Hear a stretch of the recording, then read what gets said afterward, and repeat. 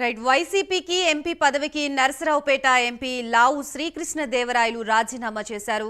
కొద్ది రోజులుగా అసంతృప్తిగా ఉన్న శ్రీకృష్ణదేవరాయలు నేడు వైసీపీకి రాజీనామా చేశారు. నా వల్ల అనిశ్చిత రాలేదు, ఇంతకీ తాను బాధ్యుణ్ణి కాదని ఆయన అన్నారు. 15 రోజులుగా సాగుతున్న అనిశ్చితికి తెరపడాలన్నారు. కొత్త అభ్యర్థిని వస్తారని చెప్తున్నారు. దీంతో క్యాడర్లో కన్ఫ్యూజన్ నెలకొందని శ్రీకృష్ణదేవరాయలు అన్నారు. మరోవైపు గత బుధవారం చంద్రబాబుతో శ్రీకృష్ణదేవరాయలు భేటీ అయ్యారు.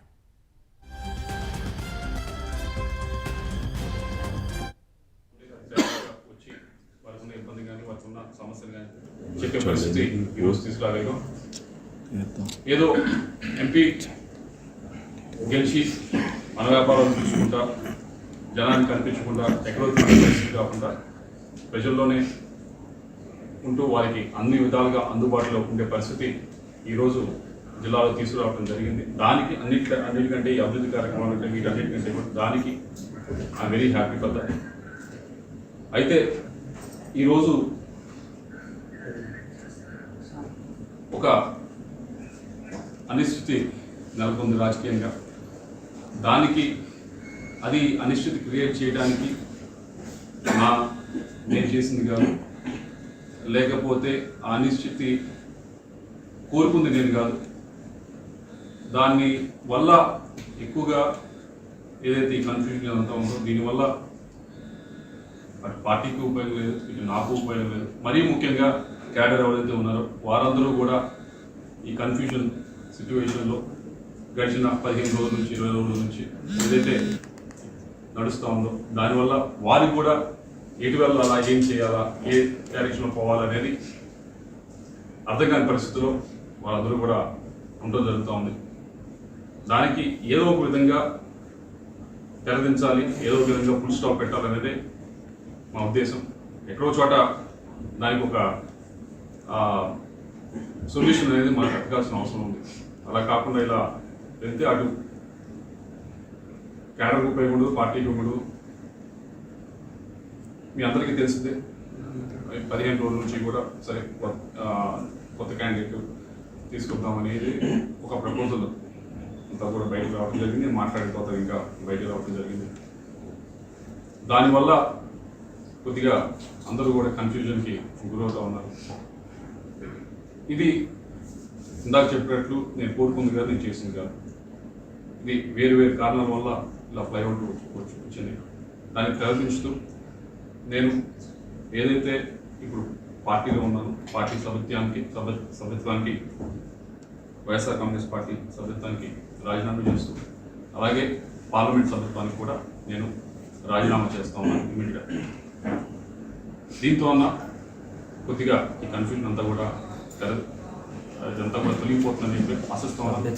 నాకు ఈ 5 సంవత్సరాల నుంచి కూడా ఎంతో సహకరించారు. అటు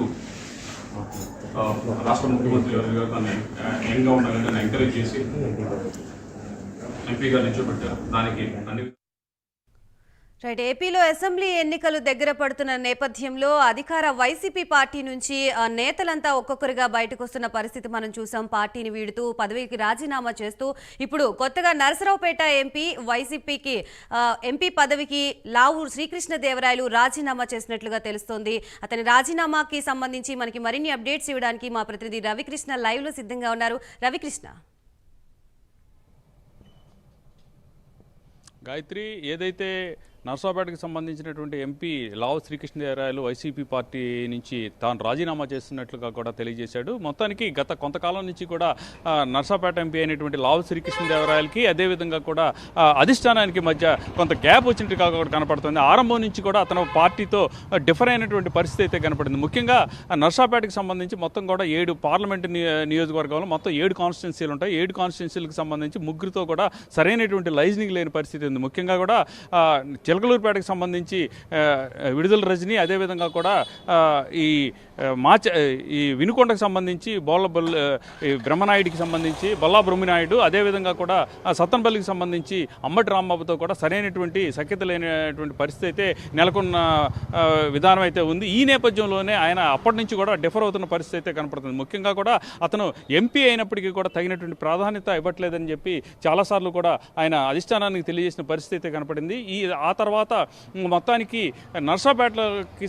నర్సాపేటలో పార్లమెంటుకి సంబంధించి అనేక అభివృద్ధి కార్యక్రమాలు అయితే ఆయన చేయడం జరిగింది. ముఖ్యంగా కూడా కేంద్రం నుంచి కూడా పెద్ద ఎత్తున కూడా నిధులు తీసుకురావడం, ఆ ప్రాంతాన్ని కూడా అభివృద్ధి పదంలోకి తీసుకెళ్లేటువంటి పరిస్థితి. చాలా ప్రాజెక్టులు కూడా అతను దీనికి రోడ్లు అయితేనేమి, అదేవిధంగా కూడా వరిగిసెల ప్రాజెక్ట్ అయితే ఏమి, రైల్వేస్కి సంబంధించినటువంటి అంశంలో కూడా అతను పూర్తి స్థాయిలో కూడా కేంద్రం నుంచి నిధులు తీసుకొచ్చాడు. అదేవిధంగా పల్నాడు ప్రాంతంలో ఏదైతే పార్లమెంట్కి అక్కడ ఉన్నటువంటి ప్రజలతో మమేకమైనటువంటి పరిస్థితి, వాళ్ళలో కూడా మంచి పేరు సంపాదించుకున్న నేపథ్యంలో రెండోసారి తాను తప్పనిసరిగా కూడా ఈ ప్రాంతం నుంచి గెలుస్తాను అనుకున్నటువంటి నేపథ్యంలో అధిష్టానం ఆయన పిలిచి గుంటూరు నుంచి పోటీ చేయాలని చెప్పి అన్నటువంటి నేపథ్యంలో ఆవేదన గురై ఆనాటి నుంచి కూడా పార్టీకి దూరంగా ఉన్నట్లుగా కూడా తెలుస్తూ ఉంది. ఈ నేపథ్యంలోనే ఆయన టీడీపీలో జాయిన్ అయిపోతున్నాడు అని పెద్ద ఎత్తున కూడా ప్రచారం అయితే జరిగింది.